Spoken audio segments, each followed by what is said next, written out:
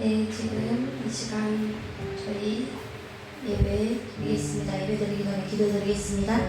하나님 아버지 감사합니다. 오늘도 아버지, 우리 교 아버지 이전에 예배하게 하고 찬양하게 하시네 감사합니다.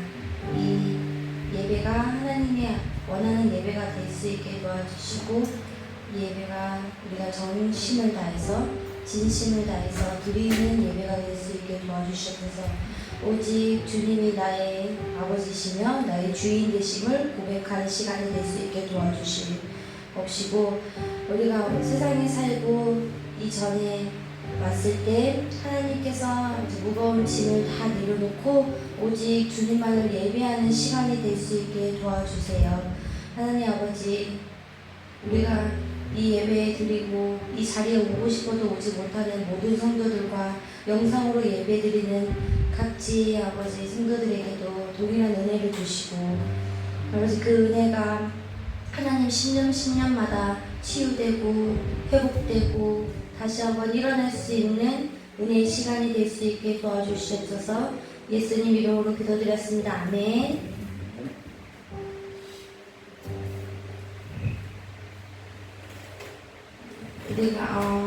우리가 지금 이 시간 하나님한테 예배드리길 원하고 온 마음을 다해서 예배드리길 원합니다.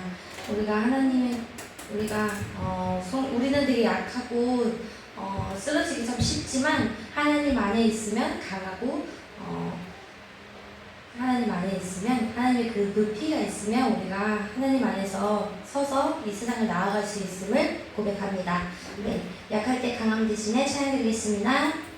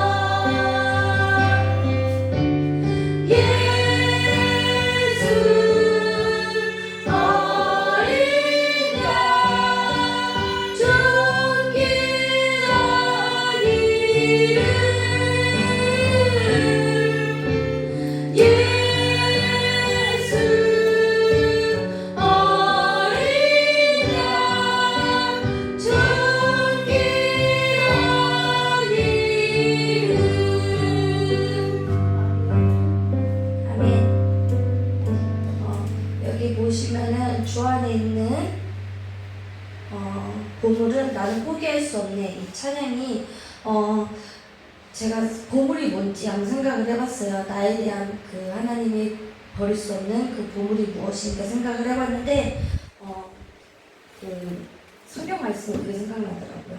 하나님은 진리요 생명이니 하나님 알아가시는 게 복이라는 그 내용이 있잖아요. 그런 것처럼 우리가 주님을 더 알기를 원하고 주님을 더 찾기를 원합니다.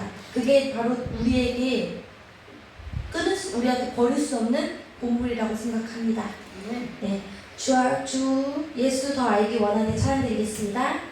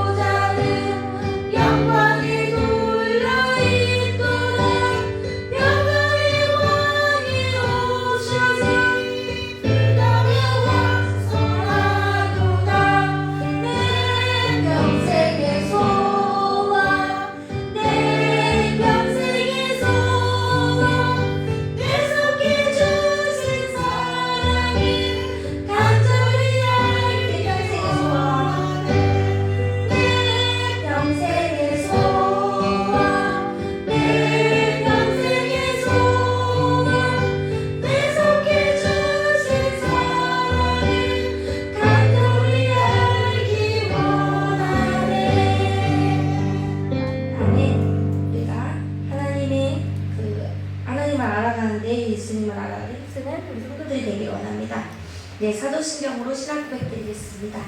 전능하사 천지를 만드신 하나님 아버지를 내가 믿사오며 그 외아들 우리 주 예수 그리스도를 믿사오니 이는 성령으로 잉태하사 동정녀 마리아에 나시고 본디오 빌라도에게 고난을 받으사 십자가에 못 박혀 죽으시고 장사한 지 사흘 만에 죽은 자 가운데서 다시 살아나시며 하늘에 오르사 전능하신 하나님 왼편에 앉아 계시다가 저로서 산자와 죽은 자를 심판으로 오시리라. 성령을 믿사오며 거룩한 공회와 성도가 서로 교통하는 것과 죄를 사하여 주신 것과 몸이 잘 사는 것과 영원히 사는 것을 믿사옵나이다. 아멘. 네, 저희가 부를 찬송가는요 540장이고요 통합찬송가는 219장입니다. 네.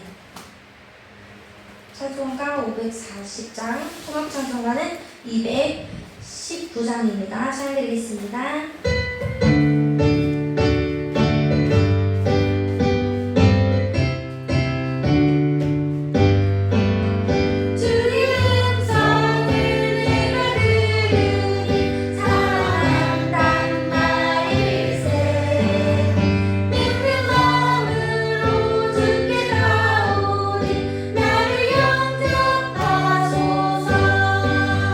내가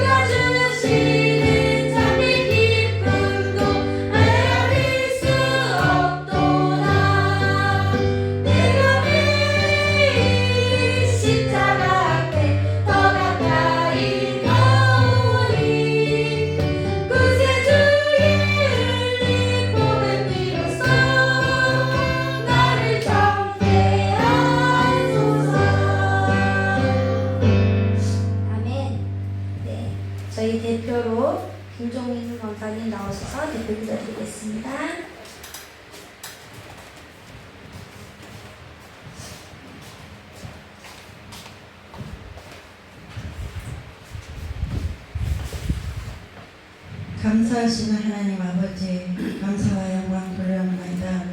항상 저희들을 눈동자 지켜주시고 은혜 가운데 인도하여 주셔서 오늘도 예배자로 인도하여 주시고 예배드릴 수 있는 귀한 은혜를 베풀어 주시니 진실로 감사드리옵나이다. 귀한 시간 저희들의 마음과 뜻을 다하여 주님께 드리는 귀한 예배가 우리 주님께서 기뻐 받으시는 귀한 예배로 연락되기를 원하오니 평양 하나님 아버지 역사하여 주시고 귀한 은혜 가운데 인도하여 주셔서 오로지 주님께만 영광 돌리는 귀한 예배로 인도하여 주시기를 간절히 기도드렸고 원합나이다. 귀하신 하나님 아버지, 지금 아버지 하나님 우리나라 아버지 하나님 방방곡곡에 수해로 인하여 아버지 하나님 슬픔 중에 있습니다. 아버지 하나님 그 슬픔 중에도 우리 주님이 함께하여 주셔서 정말로 아버지 하나님의 뜻이 아버지 하나님 그곳에도 이루어질 수 있는 귀한 은혜로 베풀어 주셔서 아버지 하나님 그들에게 위로가 되어 주시고 아버지 하나님 삶의 아버지 하나님 길이 되어 주셔서 정말로 아버지 하나님 힘없고 아버지 하나님 어려운 이때에 주님이 살아서 역사하심을 아버지 하나님 은혜로 베풀어 주시기를 간절히 기도드렸고 원합나이다. 귀하신 하나님 아버지, 저희들 어려울 때일수록 서로 아버지 하나님 주님의 사랑을 나누고 베풀 수 있는 귀한 은혜를 베풀어 주셔서 저희들이 아버지 하나님의 그 사랑 가운데 아버지 하나님의 영광을 더욱더 나타낼 수 있는 귀한 은혜를 베풀어 주시기를 간절히 기도드렸고 원합나이다. 귀하신 하나님 아버지, 우리 힘 있는 교회를 항상 지키시고 인도하시는 하나님 아버지, 진실로 감사드리옵나이다. 우리 힘 있는 교회를 세우시고 또한 아버지 하나님 말씀으로 세우시고 기도로 세워주심을 진실로 감사드리옵나이다. 저희들은 항상 주님의 말씀에 순종하는 자가 되게 하여 주시고 아버지 하나님과 동행하는 그 삶 속에서 주님의 그 사랑을 깊이 깨닫는 저희들이 될 수 있도록 은혜를 베풀어 주시옵소서. 오늘도 아버지 하나님 또한 힘 있는 교회 아버지 하나님 뜻을 다하여 아버지 하나님의 드리는 이 예배가 오늘도 목사님을 세우시고 목사님 성령의 능력으로 붙들어 주시고 영육간의 강건함을 허락하여 주시고 또 능력의 말씀으로 덧입혀 주셔서 그 말씀이 선포될 때마다 저희들 영원히 살아 역사하게 해주시고 하나님 아버지의 크신 사랑을 깨달아 더욱더 주님 앞에 순종하고 충성할 수 있는 저희들이 될 수 있도록 은혜를 베풀어 주시옵소서. 귀하신 하나님 아버지, 이 나라의 민족을 불쌍히 여겨 주시기를 간절히 기도드렸고 원합나이다. 아버지 하나님 날마다 어려운 문제로 아버지 하나님 저희들 아버지 하나님 정말로 무엇이라 말할 수 없는 이 세상을 살고 있습니다. 저희들 아버지 하나님 말씀이 아니면 정말로 어느 곳에도 저희들 설 수 없사오니 주의 아버지 하나님의 말씀이 항상 저희들을 붙들어 주시고 또한 아버지 하나님 저희들을 길로 인도하여 주셔서 정말로 주님과 통행하는 그 삶 속에서 참 진리의 말씀을 깨달아 아버지 하나님의 그 크신 사랑과 은혜를 더 깊이 깨달을 수 있는 귀한 은혜를 베풀어 주시옵소서. 오늘도 살아서 역사하시는 하나님 아버지, 오늘도 말씀 들을 때에 그 말씀이 능력이 되게 하여 주시고 또한 아버지 하나님 그 말씀이 저희들 영혼을 살리는 말씀이 될 수 있도록 은혜를 베풀어 주시기를 간절히 기도드렸고 원합나이다. 가정마다 우리 주님께서 함께해 주셔서 항상 보살펴 주시고 눈동자같이 지켜주셔서 오직 주 안에서 주님과 동행하는 귀한 가정들, 승리하는 가정들이 될 수 있도록 은혜를 베풀어 주시옵소서. 또한 아버지 하나님 성기주의에도 함께하여 주시기를 원합나이다. 항상 지켜주시고 은혜 베풀어 주셔서 어려움 중에도 항상 희망을 가지고 아버지 하나님 선교할 수 있게 하여 주시고 항상 주님이 함께하여 주시는 그 은혜 가운데 아버지 하나님 승리할 수 있는 귀한 은혜를 베풀어 주시옵소서. 오늘도 우리 하나님께서 귀한 은혜 가운데 인도하여 주셨사오니 아버지 하나님 드려지는 예배를 통하여 우리 하나님께서 영광 받아 주시기를 원하오며 예수님의 이름으로 간절히 기도드리옵나이다.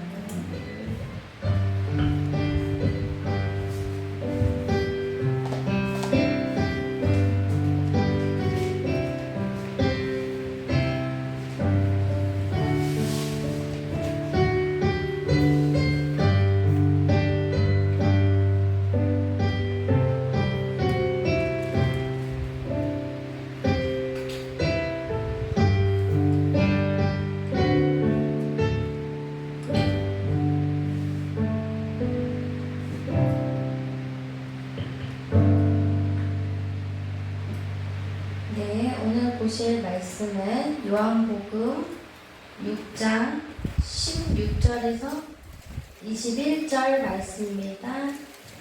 요한복음 6장 16절 21절까지 말씀이 있고요.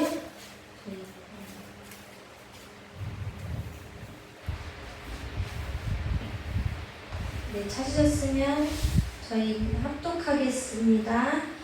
저번에 제자들이 바다에 내려가서 배를 타고 바다를 건너 가버나움에 가시되 이내 어두웠고 예수는 아직 그들에게 오지 아니하셨더니 그 바람이 불어 파도가 일어나 제자들이 물을 저어 시골쯤에 가서 예수께서 바다 위에 걸어 배를 가까이 오심을 보고 두려워하거늘 이르되 내 눈이 이리와 주라 하시는데 이에 기뻐서 배를 영접하니 배는 곧 그들이 가려 이르렀더라. 아멘.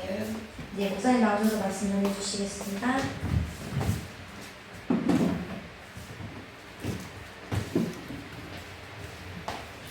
다 같이 기도하겠습니다. 고맙고 감사하신 아버지 하나님, 오늘도 우리를 세상 가운데 두지 아니하시고 주의 날을 기억하여 예배 자리에 불러주시니 감사합니다. 우리를 말씀 앞에 두신 것도 주님이시오니 이 말씀이 우리를 그냥 스쳐 지나가는 말씀이 아니라 우리의 마음과 심령 가운데 심기워져서 생명 있는 말씀으로 열매 맺을 수 있도록 오직 우리의 각 사람 안에 내주하시는 성령 하나님께서 이 시간 저희들의 마음과 생각 가운데 지혜를 주시고 깨닫게 하는 은혜를 더하여 주시기를 간절히 원하오며 거룩하고 존귀하신 예수님의 이름으로 감사하며 기도드리옵나이다. 아멘.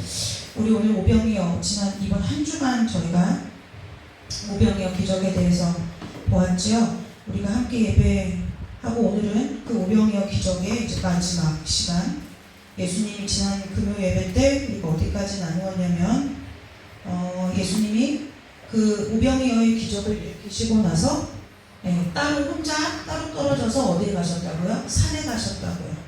산에 가신 이유가 뭐였냐면 하나님과 대면하시기 위해서 산에 올라가셨다. 그래서 우리에게는 각 사람에게는 교회 공동체로서의 하나님과의 시간도 중요하지만 우리 삶에서 반드시 하나님과 독대하고 대면하는 시간이 필요하다.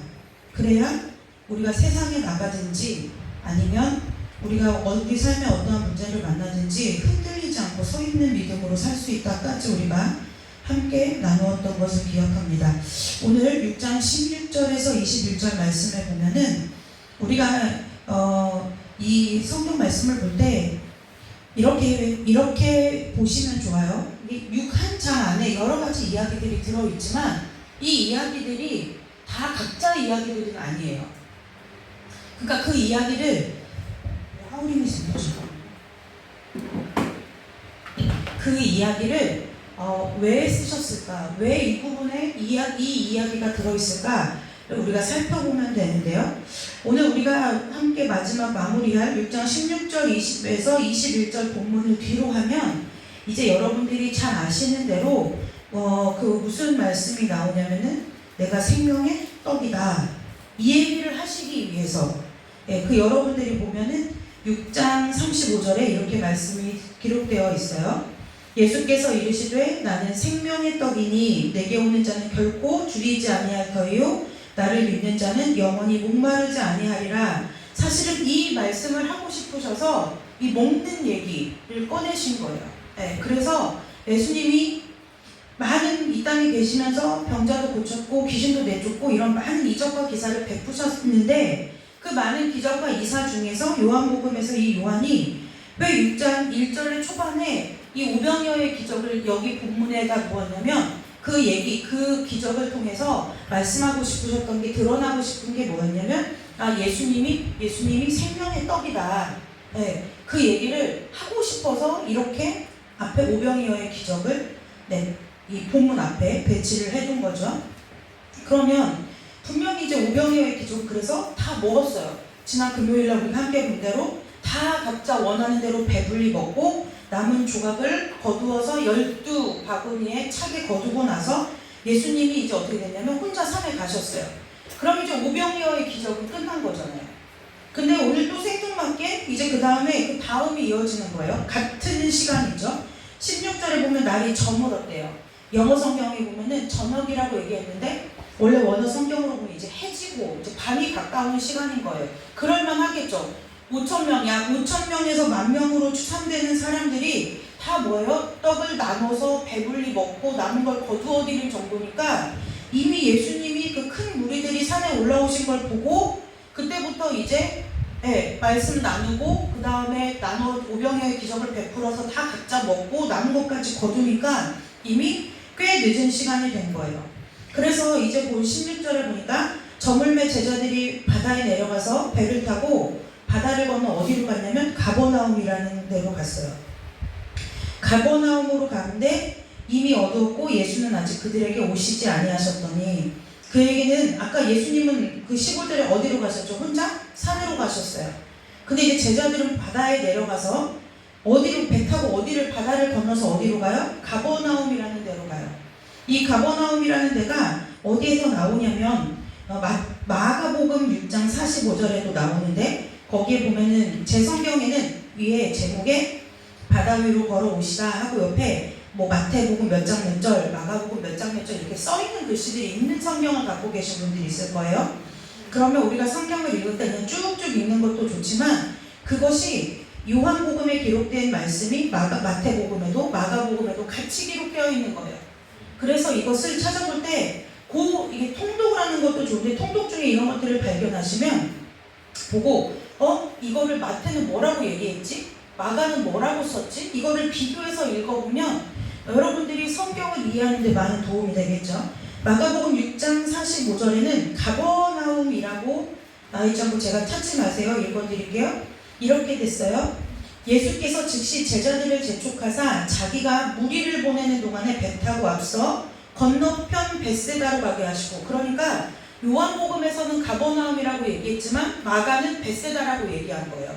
그럼 우리가 미루어 성경 지리를 다 외우지 못해도 가버나움과 벳세다가 같은 비슷한 그 어디 일대이구나라는 것 정도는 짐작을 할 수가 있죠. 누가복음에 보면 예수님이 오병이어의 기적을 베푸신 그곳이 갈릴리 북동쪽에 있는 벳세다 부근의 넓은 들판이라고 기록되어 있어요. 그 벳세다는 원래 지명은 벳세다 율리아스라는 곳이에요.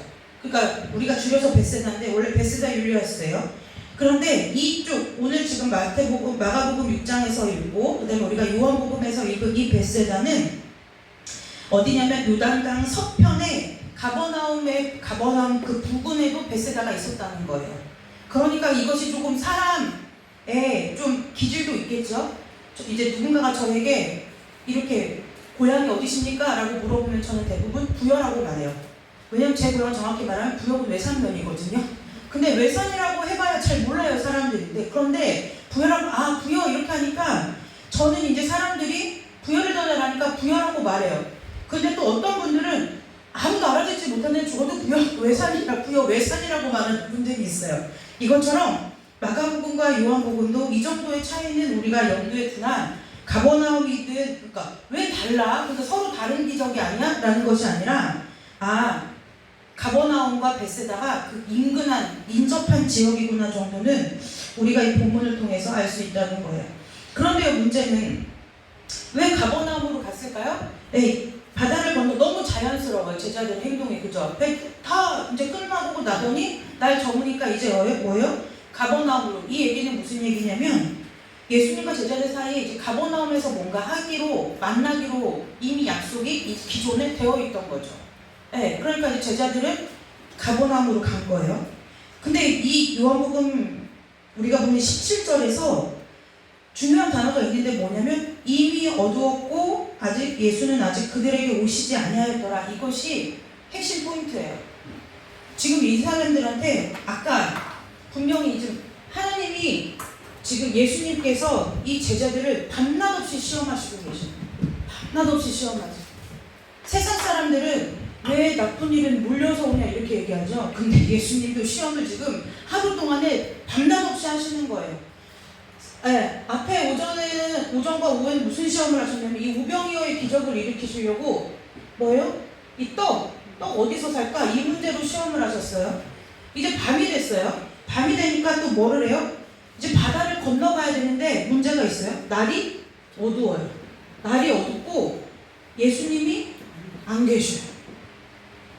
그럼 예수님이 안 계시고 날이 어둡다는 얘기를 하면은 우리가 드라마를 많이 본 경험에 의하면 배경화면이 배경음악이 뭔가 이렇게 쫙 바뀌면 대충 내용이 그죠? 저희 담유리도 영상을 보다가 으시시한 음악이 나오면 내용도 안 나왔는데 눈부터 가려요. 그처럼 사람의 본능상 우리가 알 수 있죠. 그런데 이게 뭔가 의미하는 게 있어요. 그러더니 아니나 다를까 18절에 뭐라고 하냐면 큰 바람이 불어 파도가 일어났다는 거예요. 무엇이 생겼냐면 문제가 또 생겼어요. 큰 바람이 불어요. 그 다음에 파도가 높아요. 뭐 타고 가는데요? 배 타고 가는데요. 배 타고 가기에 최악의 악조건이에요. 그러나 한 가지 다행스러운 사실은 예수님의 제자들 중에는 어부가 꽤 있었다는 거죠. 대표적으로 베드로를 비롯해서 그나마 그곳에 배를 잘 움직일 수 있는, 잘 운전할 수 있는 제자들이 있었다는 거예요. 그럼에도 불구하고 날도 이미 어두웠고 예수님도 계시지 않더라라고 사도 요한이 아예 딱 못 박아두고 얘기를 하는 거예요. 그러면 우리가 이 큰 바람이 불어 파도가 일어났다 이 얘기는 무엇이냐면 날도 이미 어두웠고 예수님이 계시지 않는 상황에서 큰 바람과 파도라는 것은 제자들이 어떻게 해볼 수 없는 상황이 지금 벌어졌다는 얘기예요. 네. 왜냐하면 제자들이 컨트롤할 수 있는 정도면 굳이 이걸 써놓지 않았을 거예요. 근데 제자들이 어떻게 어부임에도 불구하고 어부 경력이 있는 제자들이 있음에도 불구하고 어쩔 수 없는 상황 가운데 또 제자들이 던져졌어요. 이번에는 뭐예요? 예수님도 없이 심해졌죠. 시험이 심해졌어요. 그래서 19절에 보니까 정말 아니나 다를까 이렇게 나와 있어요. 제자들이 노를 저 한 10여리쯤 가다가 예수께서 바다 위로 걸어 배에 가까이 오심을 보고 두려워한대요. 그러니까 제자들이 노를 저어서 얼만큼을 갔어요? 10여리쯤 갔대요.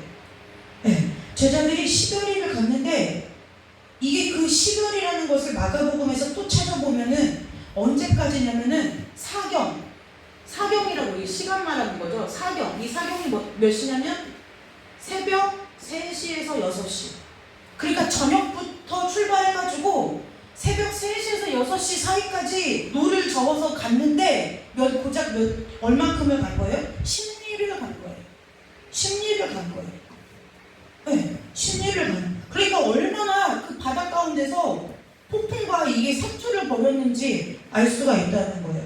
그런데 신기한 게 뭐냐면 이 갈릴리라는 곳은 사실 우리가 바다라고 성경에서 표현하지만 바다가 아니라 호수예요.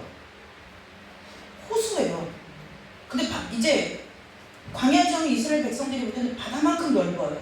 꽤 커요. 그러니까 우리가 봐도 이게 호수냐 바다냐 할 만큼 큰 거예요. 그래서 우리나라 성경에는 이제 바다를 하는데 원래 그 찬양 아시죠? 갈릴리 호수가에서 그게 사실은 더 정확한 표현이에요. 민물 호수예요. 그런데 어쨌든 그 호수에서 큰 바람과 파도가 일어났다는 거예요.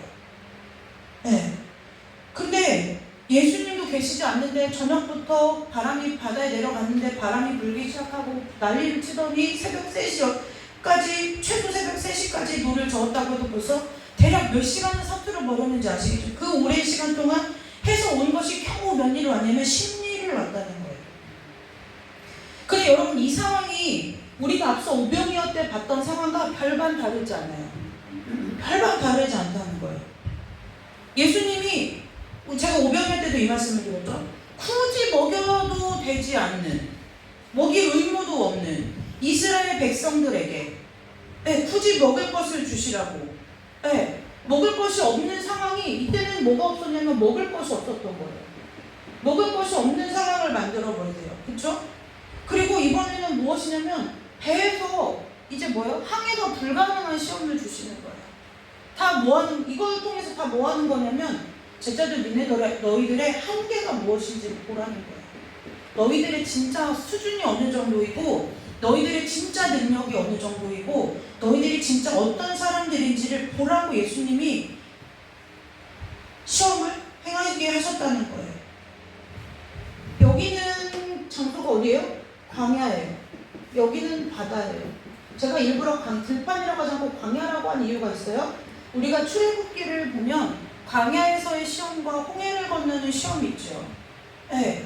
우리 그래서 이 오병이어의 기적을 볼 때는 그래서 우리가 구약 성경이 왜 우리가 구약 성경이 자꾸 익숙해져야 되냐면 이 신약 시대를 사는 이스라엘 백성들에게는 이미 구약이 다 담겨져 있는 거예요. 그래서 제가 지난 예배 때 설명했던 것처럼 이 얘기를 하면 이 사람들은 당연히 신명기 말씀을 떠올리고요. 네, 오늘 이 시험을 만나면 이스라엘의 문화 속에서 나고 자란 사람들은 당연히 비슷한데? 우리 조상들이 당했던 그때와 비슷한데? 네, 우리가 그 얘기를 하죠. 어른들도 그런 얘기 하죠. 나라 되어가는 꼴을 보니까 꼭 옛날에 일제 때랑 비슷해져가 이렇게 얘기를 하는 것처럼 이스라엘 백성들은 이런 상황들을 만나면 들었던 그 얘기인데? 라고 생각을 한다는 거예요. 그래서 어쨌든 예수님이 그러면 이때는 예수님이 계셨는데 이 바다 가운데서는 예수님이 안 계셔요. 마치 이제 뭐랑 똑같은 거예요? 예수님이라는 그 존재가 없이 정말 이제 제자들이 누구와 대면해야 되느냐면 하나님과 대면해야 되는 시간이에요. 예수님이 의도적으로 제자들에게 하나님과 대면하기 위해서 그리고 예수님이 어떠한 분이신지를 가르치시기 위해서 제자들을 이것을 통해서 시험하셨다는 거예요. 처음에 오병이어 때는 질문으로 테스트하셨죠. 말씀으로. 야, 어디서 떡 사와야 되니? 이 말씀으로 시험하셨다면 지금은 어떤 거예요? 삶의 어떠한 상황 가운데 이 제자들을 딱 몰아넣으시고 예수님께서 시험하기 시작하셨다는 거예요. 그래서 우리가 어려운 일을 만나고 환난을 당했을 때 기도하십시오라고 얘기하는 것이 뭐냐면 응답을 받아서 그 일들이 해결되는 것이 먼저가 아니라 하나님이 내 삶 가운데 왜 이런 시간들을 허락하고 두셨을까? 그 하나님의 뜻을 깨닫게 하기 위해서 우리가 하나님의 뜻을 구하기 위해서 기도하라는 거예요. 왜요? 그 일을 반드시 하나님이 어떠한 방법으로든 해결해 주실 문제인 거예요. 어떤 분들은 이렇게 얘기하더라고요. 응답 받기 뜰 때까지 기도하면 된다고. 그때까지만 버티면 된대요. 그런데 여러분 그때까지 버티되 그냥 버티면 안 되는 거예요. 그 버티는 시간 동안 하나님이 나를 깨닫게 하실 그것이 무엇인지를 우리가 알고 가야 된다는 거예요. 그거를 아는 일에 몰두할수록 그것을 빨리 깨달을수록 우리에게 무엇이 빨리 와요? 응답이 빨리 오는 거예요. 그래서 우리는 정말 상황과 환경의 그 환난을 만났을 때에 그 문제도 해결은 받지만 그 일이 다 마친 후에 하나님의 그 모든 시간이 끝난 후에는 마무리된 후에는 우리가 어떤 은혜가 더 크다는 걸 깨닫느냐면 내가 이 문제를 해결한 받은 은혜보다 그 문제를 해결하는 과정 가운데서 하나님께서 나에게 깨닫게 하시고 깨우치게 하신 그 사실이 더 귀하다는 것을 깨닫고 자꾸 우리의 삶을 어디로 가게 하느냐면 하나님이 왜 그러셨을까? 하나님이 지금 이 타이밍에 왜 이런 일을 행하셨을까? 하나님의 뜻에 자꾸 우리의 마음과 생각과 관심이 글로 가게 자꾸 우리를 하나님께서 훈련시키시는 거라는 거예요. 그래서 나중에 시험과 환난이 와도 처음에는 그 일을 어떻게 해결해야 되지? 나 이거 어떻게 감당해야 되지? 이것 때문에 마음이 졸이고 벌벌 떨고 겁났던 내가 그 많은 경험을 통해서 이제 어떻게 돼요? 어떠한 시험과 환난을 만나도 평강과 평안 가운데서 그래 이번에도 어렵고 힘들겠지만 하나님께서 이 시간을 통해서 나에게 허락하신 알게 하신 무슨 뜻이 있을 거야. 다 알지는 못해도 하나님의 뜻이 반드시 있기 때문에 나에게 이 일을 그냥 허락하셨을 거야 라는 그 하나님을 바라보는 믿음을 갖고 삶을 걸어가게 된다는 거예요. 여러분 신기한 일이 일어나요. 예수님이 오셨어요. 바다 위로 걸어서요. 이르시되 내니 두려워 말라 하신데 이에 기뻐서 배로 영접하니 배는 곧 그들이 가려던 땅에 이르렀더라. 기적이 일어난 거예요. 날이 저물어서부터 새벽까지 물을 저어가지고 심리가 왔는데 예수님이 그 배에 오르시자마자 배가 어떻게 됐어요? 여기 곧 배가 바로 이게 곧이 아니라 바로예요. 배가 바로 그들이 가려던 그 가버나움 땅에 이르렀다는 거예요. 기적이죠. 네, 기적이라는 거예요. 지금 제자들이 두 번의 기적을 맛봐요. 하나는 어떤 기적이죠? 예수님이 10,000명이 넘는 사람들을 먹이실 거라고는 생각도 안 했고 상상도 못했고 정말 요즘 아이들 말로 1도 상상을 생각을 못했는데 먹이고도 뭐예요? 보란듯이 나 이런 하나님이야 12바구니를 남기게 하시죠. 네, 당연히 그렇게 하지 않겠어요? 먹을 것이 없으면 여기는 저나 앉아 계신 여러분이나 거기 그 상황에 놓여 있다고 하면 예수님의 말이 정말 이상하게 들렸을 거예요. 겉으로 예수님한테 뭐라고 못해도 아니 말 같은 말씀을 하셔야지. 지금 거기 이렇게 뭐가 있다고 어디서 무슨 떡을 사오라고 심판 없는 충청도 말로 심판 없는 소리 하고 계시네? 라고 생각했을 거라는 거예요. 그런데 예수님이 보란듯이 10,000명을 먹이고도 남는 기적을 보이세요. 근데 여러분 두 번째는요. 예수님이 어쨌든 육신을 입고 계신 지금 사람이신 상태인데 그 사람이 배 위를 물 위로 걸어오는 것도 비상식적인 행동이라는 거예요. 뭐 수상스키를 타신 것도 아니고 예수님이 그리고 그 풍랑 위를 걸어오시는 것도 상식적인 사람의 상식을 가지고는 상상할 수 없더라는 거예요. 그래서 뭐라고 말해요? 여기에 보면은 보면은 배에 가까이 오심을 보고 두려워하거든이라고 얘기하지만 다른 성경에 보면은 유령인가 하거늘 이렇게 얘기하죠. 유령인가 하거늘 그 말씀을 기억하시죠? 그렇게 생각할 만하더라는 거예요. 우리가 운전을 하고 가다가 밤에 어두운 밤에 자기도 보이지 않는 갑작스럽게 어떤 사람이 툭 튀어나오거나 이러면 유령처럼 생각하죠. 그것처럼 오늘 이 예수님의 제자들도 이렇게 생각하는 것이 무리는 아니라는 거예요. 우리가 그 자리에 있다고 해도 무리가 아니라는 거예요. 그러니까 예수님께서 뭐라고요? 내니 두려워하지 말라 라고 말씀하셨다는 거예요. 보란듯이 또 예수님이 뭐예요? 나는 이러한 사람이야. 너희들이 함께하는 예수, 나는 이런 능력이 있는 사람이야, 있는 하나님이야, 이거를 보여주신 거죠. 그래서 기뻐서 배로 영접했다 라고 얘기했는데 이 기쁘다라는 말은 영 떨떠름한 말이에요. 원래 원어로는 기쁘니까 와 기쁘다 그게 아니라 기쁨 반, 어리둥절 반, 황당한 반 이게 막 복잡하게 섞여 있는 거예요. 어쨌든 기뻐요. 근데 왜 기쁘냐면 예수님이 반갑기도 하지만 어쨌든 예수님을 만나고 제자들은 이미 알아요. 무엇을요? 오병이어의 기적을 베풀었던 것처럼 무엇인지 어떤 방법으로 알 수 없지만 이 위기를 벗어날 수 있겠다. 그런데요, 예수님이 마냥 기쁘지만은 않아요. 예수님이 마냥 기쁘지만은 않아요. 왜요? 도대체 내가 계속 함께한 이 예수님은 선지자, 모세와 같은 선지자 정도로 생각했는데 도대체 이분이 누구야? 왜 이러는 거야? 오병이어 때 한 번 얻어맞고 이제 지금 물 위로 걸어오더니 이제 뭐예요? 급하게 풍랑이 잠잠해지고 우리가 그렇게 힘쓰고 용서서 가려고 했던 곳을 타자마자 가버나움으로 가게 된 거예요. 그러니까 제자들이 어쨌든 마음이 지금 기쁘지만은 않아요. 복잡하다는 거예요. 원래 이 헬라어에서 감정을 나타내는 단어들은 이게 우리나라처럼 딱 기쁘면 기쁘다 이렇게가 아니에요. 우리나라는 색깔에 대한 표현이 굉장히 다채롭죠. 그래서 뭐 노랗다, 누렇다, 누리끼리하다, 뭐 노르스름하다 이것처럼 헬라어에서는 사람의 감정이나 사고를 나타내는 단어가 굉장히 복잡하고 다양해요. 그런데 오늘 이 기쁘다는 말은 정말 마음에 기쁨도 있어요. 왜냐면 의지가 됐던 예수님이 오셨기도 했고 그 예수님이 어떠한 형태로든지 자기들의 이 어려움을 해결해 주실 거라고 이제 이미 경험치로 믿어졌고 그리고 났는데 이제 또 한편으로는 어떻다면 과연 도대체 이분이 내가 생각하던 모세 이후로 보낸다는 그 선지자 말고 도대체 이 사람이 누굴까? 이분이 누굴까? 라는 이것 때문에 제자들의 신경이 꽤나 복잡해져요. 우리가 이 말씀을 통해서 저와 여러분이 한 가지 좀 깨닫고 함께 은혜를 나누고 싶은 것이 하나가 있는데요. 여러분 우리가 이 땅을 살아가는 것을 자주 그리스도인의 그 삶을 순례다, 항해다 이렇게 비유를 많이 하죠. 근데 맞는 말이죠. 그런데 우리가 가는 이 신앙의 여정이 쉽지 않다는 거예요. 쉽지 않아요. 왜 쉽지 않을까요?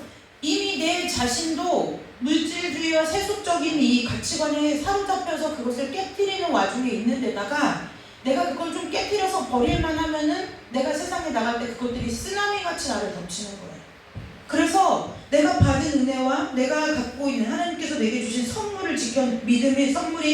믿음을 지켜내기가 쉽지 않아요.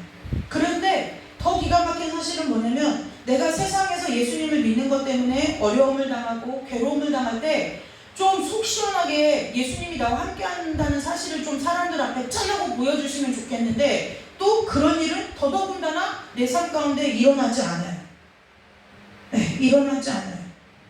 그런데요, 우리가 여기서 기억해야 될 것은 무엇이냐면 우리가 어떻게 생각하느냐, 내 눈으로 예수님이 보이느냐 안 보이느냐, 그것이 중요한 것이 아니라 하나님 앞에 우리가 하나님께서 우리 앞에 바라시는 것이 있다면 그 믿음을 보시겠다는 거예요. 네, 믿음이요. 내 눈에, 내 마음에, 내 생각에 느껴지지 않고 뭐 이렇게 보여지지 않고 들려지지 않아도 나의 어떠한 감각과 상관없이 하나님이 저와 여러분과 늘 함께 하신다는 거예요.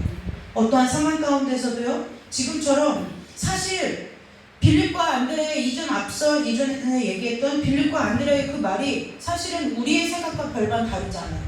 똑같아요. 근데 결국 그것은 어디로부터 기인한 거예요? 어디로부터 그러한 생각과 그러한 말이 나왔냐면 내가 눈으로 본 것과 내가 입으로 말한 거라는 거예요. 내가 눈으로 본 거예요. 네, 눈으로 보았을 때 무엇이 없어요? 사올만한 가게도 떡을 파는 가게도 없지만 사올만한 돈도 없는 거예요. 눈으로 보이는 것이 아무것도 없는 거예요.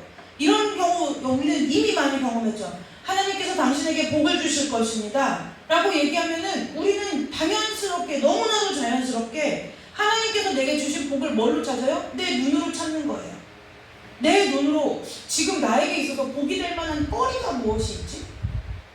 네, 무엇이 있지? 뭐 예를 들어 내가 가진 집값이 오르려나? 내가 가진 주식이 오르려나? 아니면 나에게 그만한 재정이 없다면 뭐 우리 자녀들이 뭔가 좋은 직장을 얻으려나? 자녀들에게 좋은 소식이 있으려나? 다 어디에서 생각하느냐면 내 눈이 보이는 범위 안에서 생각한다는 거예요.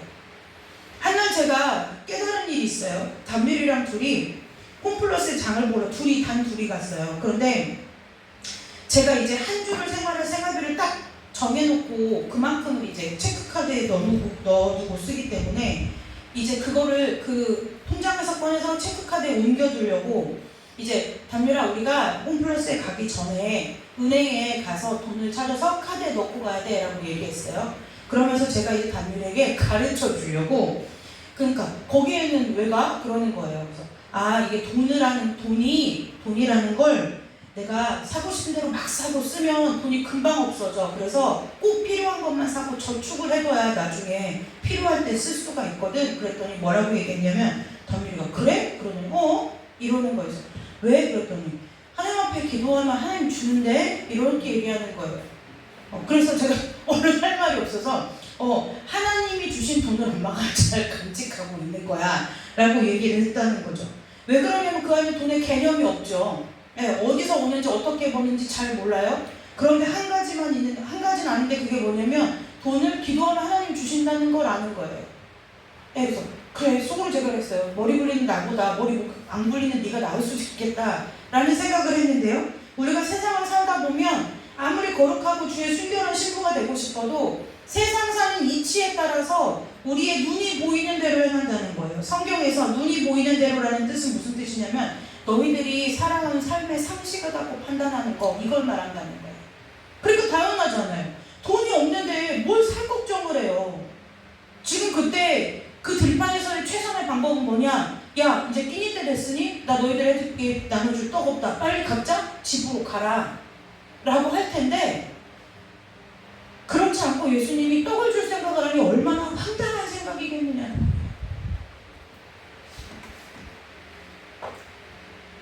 여러분 내 눈에 보이는 것에 속지 않는 믿음의 지혜가 있는 저와 여러분이 되시기를 주님의 이름으로 축복합니다. 그래서 주님이 우리에게 요구하시는 게 믿음인데요. 그 믿음이 결국은 사실은 뭐냐면 너의 상식으로 계산하는 그 계산을 내려두고 하나님의 방법대로 하나님의 김동훈 목사님 이렇게 말씀하셨어요. 하나님의 식과 하나님의 방법대로 하나님의 식대로 하나님의 방법대로 할 때 하나님이 일하시면 우리 가운데 본다는 거예요. 내가 세상의 식대로 살고 세상의 방법대로 살면 그때는 지혜롭게 똑똑하게 잘 되어지는 것처럼 보인다는 거죠. 왜냐면 일의 속도가 빠르거든요. 금방 돼요. 이렇게 하고 저렇게 하면 금방 돼요. 방법대로 하면은요. 그런데 하나님의 식과 방법대로 하면은요, 내가 하면서도 믿지 못하고 세상에 내 주변 사람들도 다 나를 조롱하고 다 어이없어 한다는 거예요. 그런데 하나님의 때가 돼서 하나님이 일하시기 시작하면 내가 그렇게 내 식과 내 방법대로 달렸던 것을 덮고도 남을 만큼의 하나님의 일하심이 있다는 거예요. 그래서 여러분, 하나님의 기적을 여러분의 삶 가운데 경험하고 싶으십니까? 하나님의 식과 방법대로 여러분들의 믿음을 말씀 앞에 재조정하는 은혜가 있으시기를 주님의 이름으로 축복합니다. 어찌됐든 이 두 가지 사건을, 이 기적을 가지고 예수님이 무엇을 나타내고 싶으셨냐면 나는 땡땡땡이다, 이걸 하고 싶으셨던 거예요. 요한복음에는 7개의 나는 땡땡땡이다 이게 나왔다고, 제가 6장 1절 수요 예배 때 말씀을 드렸던 것 같아요. 나는 누구이다. 그래서 나는 이 6장을 통해서 말씀하시고 싶은 것은 우리가 아까 말씀 나누기 전에 읽었던 나는 생명의 떡이다, 이 얘기 하시려고 이 얘기를 했다는 거죠. 그러면 이제 예수님이 어떤 분이신지를 우리가 한번 이제 찾아보려고 그래요. 이제 이걸 하고 오늘 말씀을 마치는데요. 자, 예수님이 이제 오병이어 기적을 일으키셨어요. 그렇죠? 그런데 신기한 게 있어요. 요한복음은 요한복음에서만 이 떡이 보리떡이라고 나와요. 네. 여러분들이 이제 성경을 읽을 때 유의하여 읽으셔야 돼요. 요한복음 사복음서 중에 똑같이 사복음서에 공통적으로 기록된 게 무엇이냐면 예수님의 십자가와 부활, 그 다음에 이 오병이어의 사건인데, 그래서 이 오병이어 사건인데 또 그 중에 요한복음에서만 이 아이가 갖고 있는 떡이 보리떡이라고 말해요. 보리떡이라고 요한이 기록한 이유가 있어요. 우리가 예배 때 목사님과 함께 열왕기 하를 배우죠. 열왕기 하를 지금 강의하고 있죠. 이 열왕기 하에서 보면은 엘리사 선지자에게 가져온 보리떡이 몇 개였냐면 그때는 20개였어요.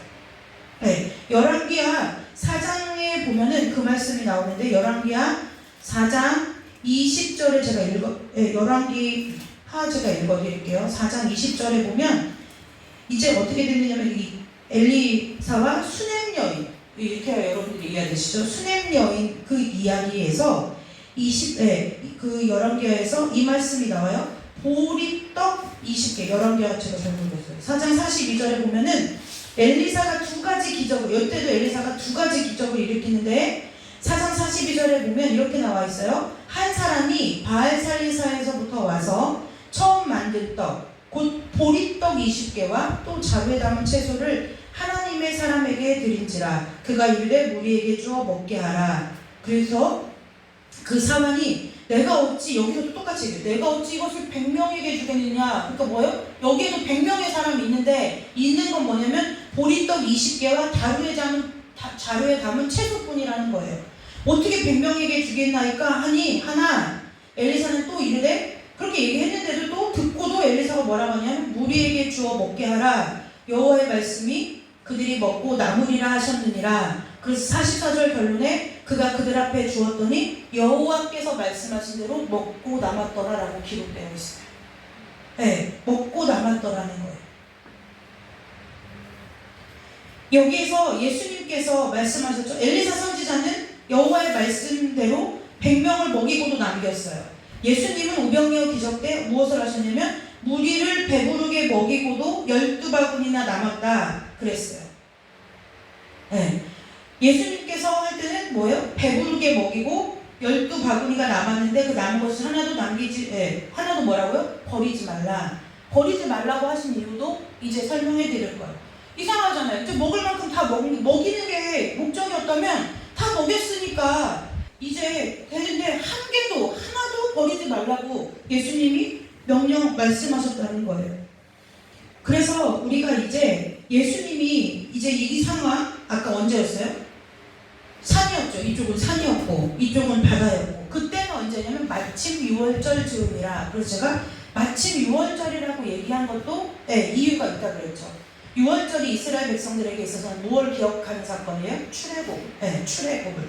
그래서 이스라엘 백성들이 원래 바랬던 메시아가 오기를 바랬던 이유는 뭐냐면 그 잃어버렸던 에덴 동산, 파괴됐던 에덴 동산을 회복시키는 거라고 했죠. 그 안에 정치적인 이유도 있었지만 근본적인 이유는 그거였다는 거였어요. 그런데 어찌됐든 예수님이 산내에서 바다에서 그리고 그 유월절 즈음에 이 기적을 행하셨다는 거예요. 이것을 통해서 예수님이 어떤 분이라는 것을 말씀하고 싶으시냐면 이 오병이어를 통해서는 이 아까 광야에서 무엇을 먹인 거죠? 만나. 그 만나를 먹일 때 생명의 떡이다라고 말씀하시죠. 그것처럼 그것이 오병이어를 경험한 이 사람들에게 있어서 이거 정말 우리 조상들이 그때 출애굽할 때 광야에서 먹었던 만나와 같은 이적 아니야? 이걸 떠오르게 한다는 거예요. 예, 그것을 떠오르게 한다는 거예요. 그리고 뭐예요? 이 바다에서 일을 하셨다는 것은 무엇이냐? 이 조상들이 출애굽할 때 뭐 했어요? 홍해를 건넜어요. 홍해를 건너서 뭐 했어요? 모세를 통해서 하나님께서 시내산에서 율법을 주셨다는 거예요. 그 사건을, 그 출애굽의 가장 중요한 두 사건을 떠올리게 할 만한 기적과 이사라는 거죠. 네. 그래서 이것을 보면서 이 하루에 있던 일들을 보면서 제자들이 무엇을 떠올려요? 이거 이상한데? 진짜 뭐가 있나 본데? 그냥 우리가 생각한 선생이 아닌가 본데? 라는 생각을 하게 됐다는 거예요. 그런데 여러분 오병이어의 기적을 보면 아까 엘리사의 기적은 엘리사가 그것을 누구에게 주라고 했어요? 사환한테 가서 나눠줘라 이렇게 얘기했죠. 사환에게 이렇게 나눠주라고 했죠. 그런데요 이 요한복음의 오병이어 기적은 특별해요. 6장 11절에 보면 예수께서 떡을 가져 축사하신 후에 앉아있는 자들에게 나눠주셨대요. 그럼 누가 나눠주신 거예요? 그치? 예수님이 나눠준 거죠. 제자들이 나눠준 게 아니라 예수님이 축사하신 후에 예수님이 직접 우리들에게 나눠주셨다는 거예요. 이게 무슨 얘기를 하느냐면 이거 하면은 딱 여러분들이 우리가 어떤 말씀을 생각하냐면 성찬이요. 네, 우리가 떡을 뗄 때 이것이 너희를 위하여 흘리는 피고 그 다음에 너희를 위한 내 몸이다 라고 하기 때문에 우리가 성찬할 때 포도주와 빵을 떡을 떼죠. 그것처럼 예수님이 자신이 어떠한 분이라는 거예요? 너희들의 육의 필요, 육적인 양식을 채워줄 수도 있지만 내가 뭐 하는 거예요? 사람이 떡으로만 살 것이 아니요 하나님의 입으로 나오는 말씀으로 살 것이라고 하신 그 말씀 때문에 예수님이 직접 나눠주신 거라는 거예요. 예수님 직접 나눠주셨잖아요. 거기 왜 그래요? 제자들을 효율적으로 따지면 제자들에게 예수님 축사하신 것을 나누고 제자들을 통해서 이렇게 빨리 분배하면 얼른 허기진 것들을 빨리 달랠 수도 있고 막 금방 나눠줄 수도 있는데 예수님이 다 그 많은 무리들을 일일이 주셨다는 거예요. 그 얘기는 무슨 얘기? 내가 양식이다. 너희가 내가 주는 이 육적인 떡으로는 육신의 배고픔을 달래고 허기진 배를 채울 수 있겠고 뭐예요? 나를 통해서 영적인 모든 필요를 채울 수 있다는 것을 말씀해 주시기 위해서 오병이어 때는 예수님께서 직접 떡을 나누어 주셨다는 거예요. 우리가 앞서 엘리사 이야기를 봤죠. 여러분 우리가 숫자 계산을 해볼까요? 예수님은 엘리사보다도 더 적은 양을 가지고 더 많은 사람들을 먹이고도 더 많이 남기셨어요. 네, 그걸 통해서 사람들이 그 엘리사의 기적도 기억하거든요. 그리고 뭐냐면 엘리사도 우리 조상들의 위대한 선지자 중에 하나인데 그보다 더하네? 이렇게가 되는 거죠. 더하네?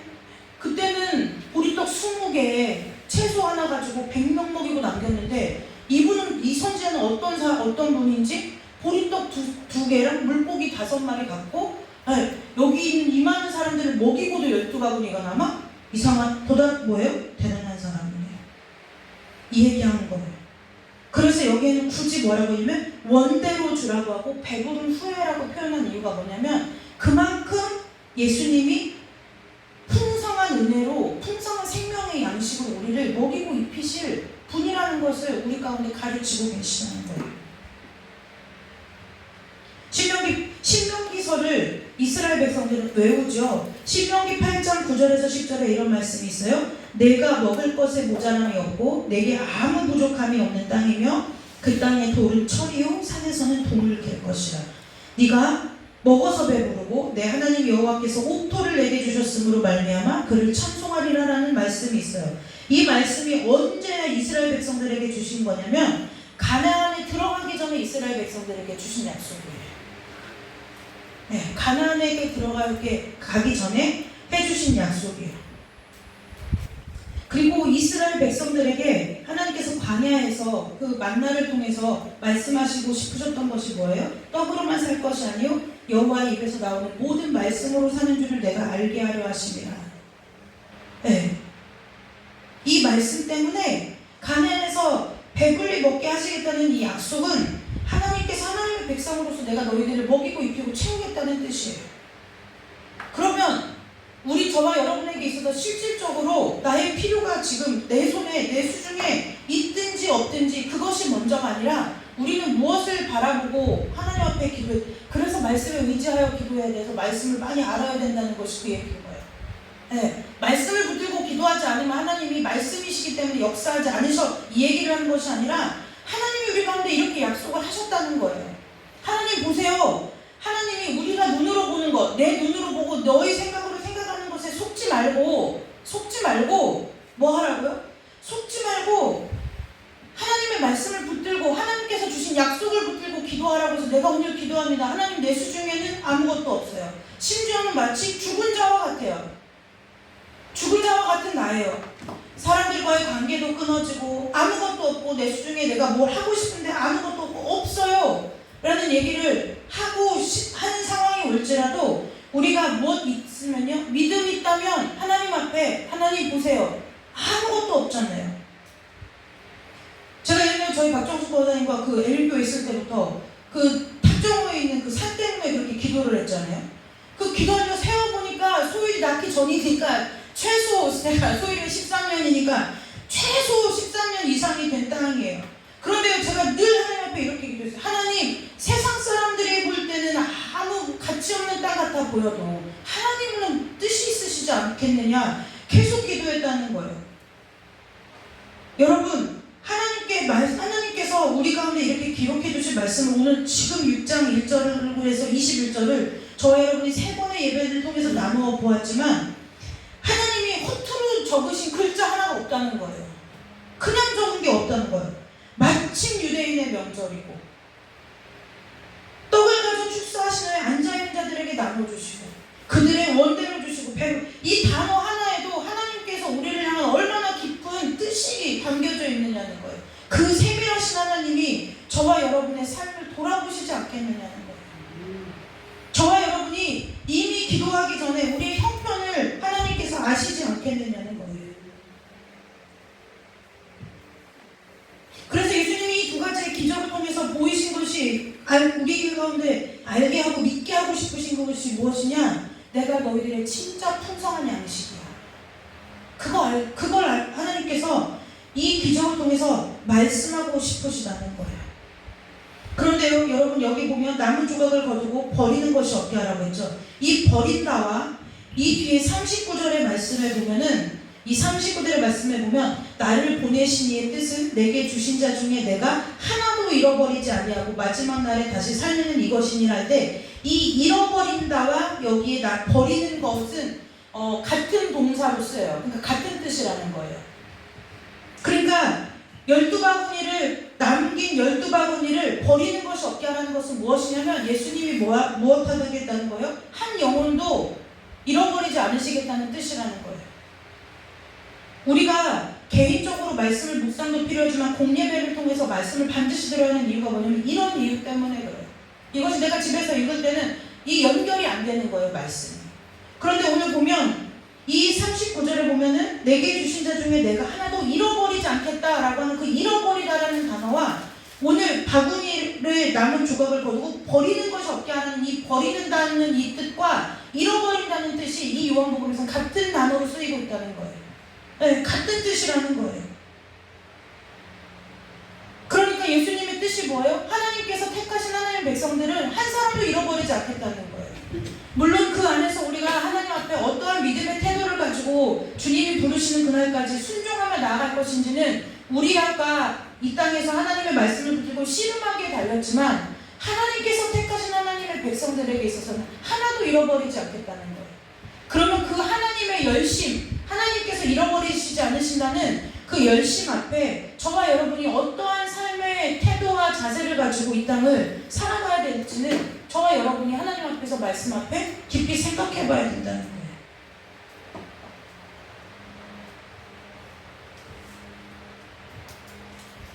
예수님이요 딱 이 긴 요한복음 6장 1절에서 21절까지 말씀 중에 사실 실제 예수님이 하신 말씀은 딱 4마디 정도밖에 4마디예요.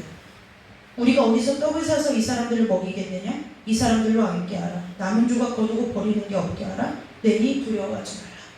이 4말씀만 가지고도 우리가 이 땅을 살아갈 때 충분한 힘이 된다는 거예요. 우리 삶에 이런 순간이 오잖아요. 하나님, 내가 뭘 하고 싶은 게 있고 내가 반드시 해야 되는 게 있는데 돈이 있어야 이것을 하죠. 하나님, 나에게 이것을 갖고 싶고 이것을 얻게 하고 싶은 마음을 주셨으면 하나님 나에게 그럴 만한 물질을 주셨어야죠. 나에게 가진 것도 없고 아무것도 없는데 하나님 나에게 자꾸 왜 이 일을 하게 하십니까? 라고 얘기하는 이 질문이 우리가 어디서 떡을 사서 이 사람들을 먹이겠느냐? 예수님이 이 질문이라는 거예요. 그러더니 예수님이 뭐라고 하셨어요? 앉게 하라. 하시니 먹이고도 남은 조각 거두어 버리는 게 없게 하라. 그리고 마지막으로 그 결론되는 말씀이 뭐예요? 내니 두려워하지 마라. 이 말씀이 출애굽기에 나오죠. 나는 여호와니, 이 말씀이에요.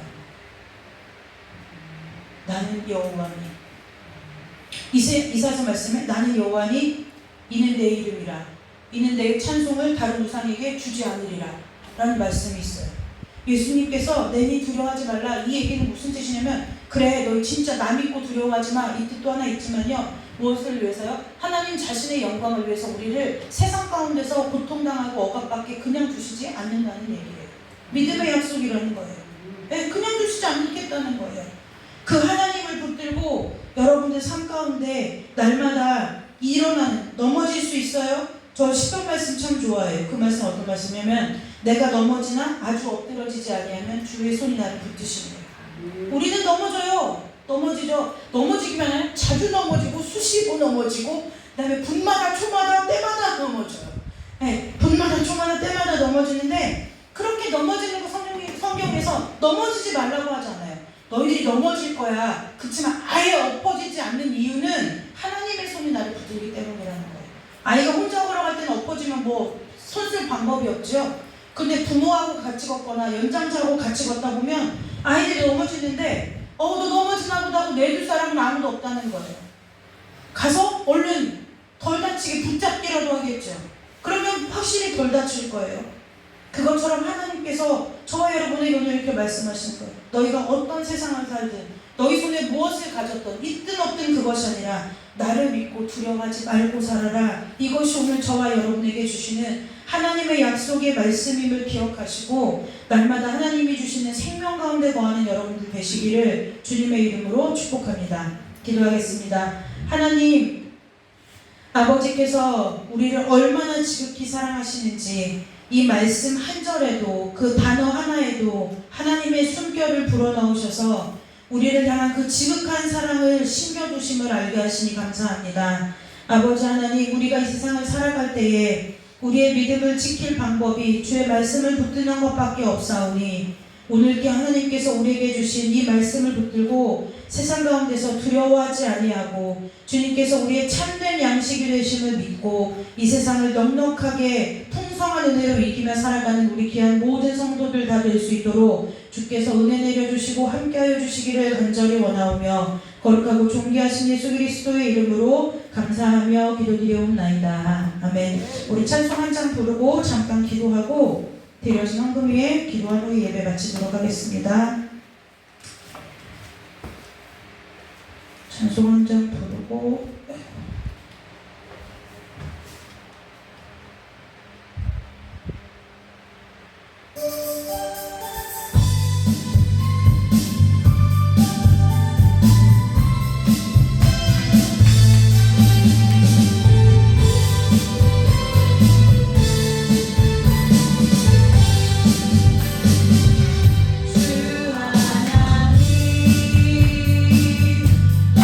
생자의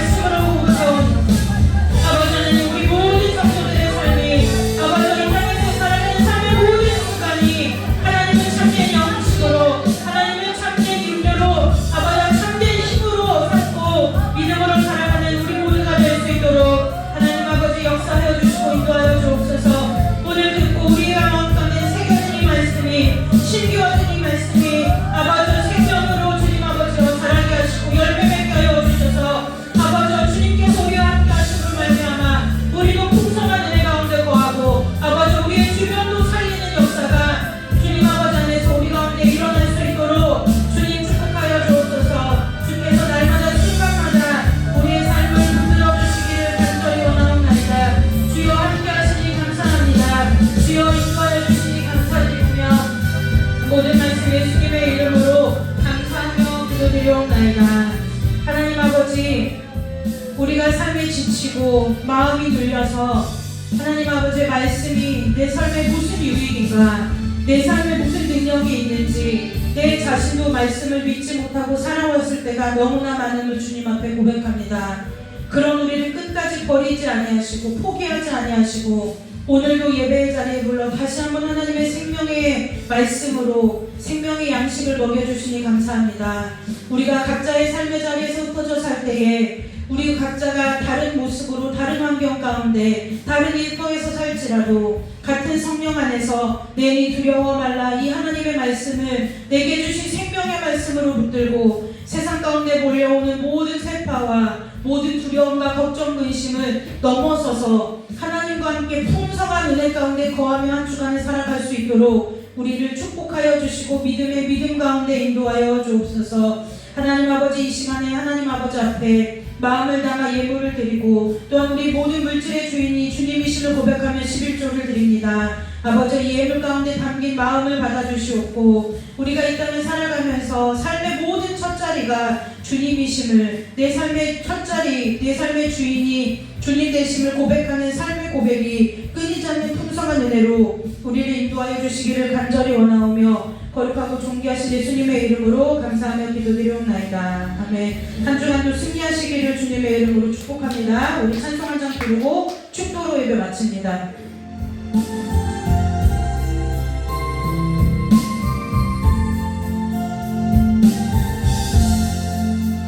세상을 넘어 천국에 가고 길 가운데로 걸어가며 주께서 항상 지키시기로 약속한 말씀 변치 않네.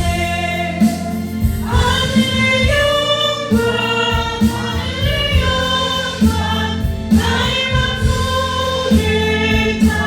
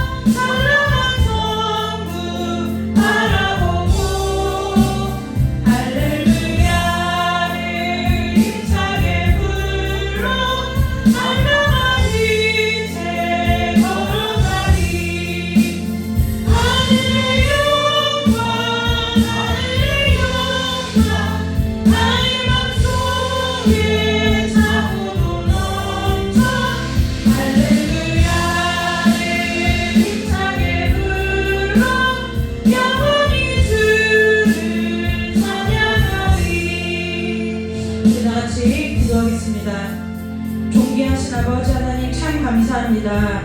이제 주일 예배를 마치고 우리가 주님께서 보내신 각자의 삶의 자리로 아버지와 삶을 시작합니다. 아버지, 주께서 지키시고 보호하여 주시며 오늘 이 말씀을 붙들고 세상 가운데서 두려움을 이기는 자들 되게 하여 주옵소서. 주님과 함께 풍성한 은혜로 우리의 삶을 돌이켜 주님이 주시는 은혜를 먹고 마시며 세상을 누리는 자가 될 수 있도록 우리 귀한 성도들을, 자녀들을, 자손들을 가문을 축복하여 주시고 손대어 하는 모든 일마다 우리로 하여금 우리를 통하여 아버지 우리에게 주신 일터가 복을 받게 하시고 나로 말미암아 우리 가정이 복을 받는 일에 힘쓰는 한 주간이 다 될 수 있도록 우리 귀한 성도들의 마음과 생각과 연약한 육신과 그 모든 삶을 주께서 두 손으로 축복하여 주시고 지키고 보호하여 주시기를 간절히 원하오며 예수 그리스도의 이름으로 축복하며 기도드리옵나이다. 아멘. 이제는 우리 주 예수 그리스도의 은혜와 하나님 아버지의 넓으신 사랑과 성령 하나님의 내주 감동 교통하심의 역사가 오늘 원근각지에서 나와 하나님의 부르심에 응답하여 이 자리에 나와 하나님을 예배하고 또 하나님께서 주신 생명의 말씀을 붙들고 세상으로 나아가는